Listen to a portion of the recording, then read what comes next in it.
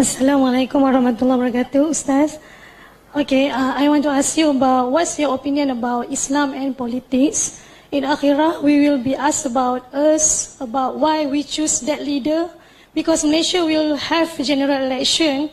We have two parties. One party defend and bring Islam. Second party is defend and bring the nation and race and Malaysia.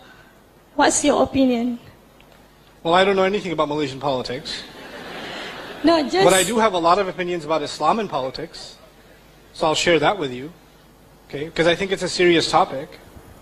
You might not like what I say, but that's okay. Because I have a flight soon. No, I'm kidding. In my own studies, in my early studies of the Quran, I felt like there is a very deep connection between Islam and politics. I no longer believe that. I believe there is a relationship between Islam and politics, but the way that the Muslims talk about it is not very true to the text of the Quran. As a matter of fact, in my understanding, in the entire Quran, maybe one ayah is about governance. Maybe one. الَّذِينَ إِن مَّكَّنَّاهُمْ فِي الْأَرْضِ. That's the only ayah. I don't see any other ayah in which directly governance is talked about. Ahkam of Allah, yes. Justice, yes. But then justice was being talked about in ayat at a time when Muslims had no government.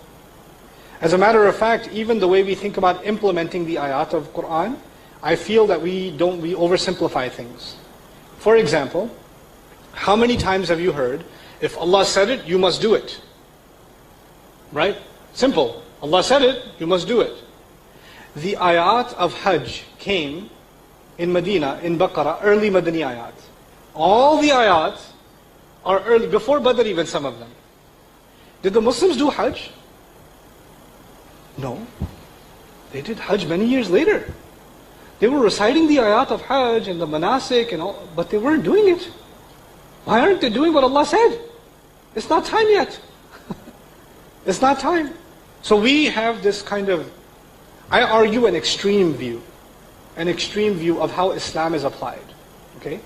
As far as citizenship is concerned, I won't comment on your politics or what party and what candidate, or who's Islamic and who's not Islamic.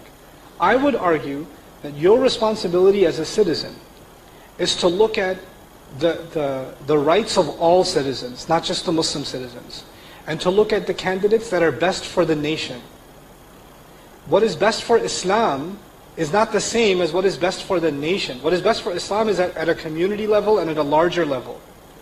Right? But we often assume, that's what I was saying, we think Islam is top down, not bottom up. The vast majority of Islam is bottom up. You can have the most Islamic government and still the most un-Islamic society.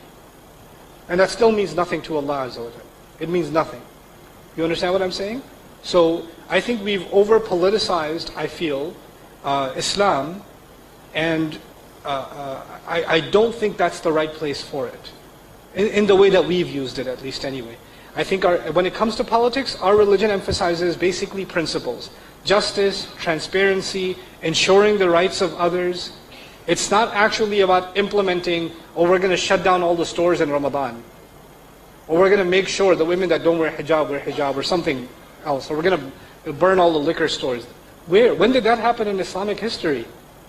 Study the Islamic empires of Granada, and the Andalusia, and they were multicultural, multi-religious, open societies, and they lived by Islam. And they thrived. Some of the greatest civilizations of Islam were like that, right? And if some of the people today that talk about Islam were there, they would be like, astaghfirullah, astaghfirullah, astaghfirullah. That's all they would have been doing. We're far more, some of the people that claim Islam today are far more extreme than any time in our history. They're just far more extreme. So we need to get a better understanding of our own history, in my opinion. We don't have that. And we have to get a better understanding of where exactly does Islam and politics interplay. We feel like Islam and politics merge at every occasion. They don't. There are many parts of our life where Allah left us to make our choices. You tell me. I live in America, right? And when I vote, obviously I'm not insane, but I have to pick between two bad choices. I have to pick between insane and evil. I don't know which one to go with. Like, you know. But I'm not going to make that choice as a Muslim. I have to make that choice as a citizen. You understand? And my choice is not the Islamic choice. It's the choice based on my common sense. The same is true of you. You're not making an Islamic or un-Islamic choice. You're making a responsible choice as a citizen based on the information that you have.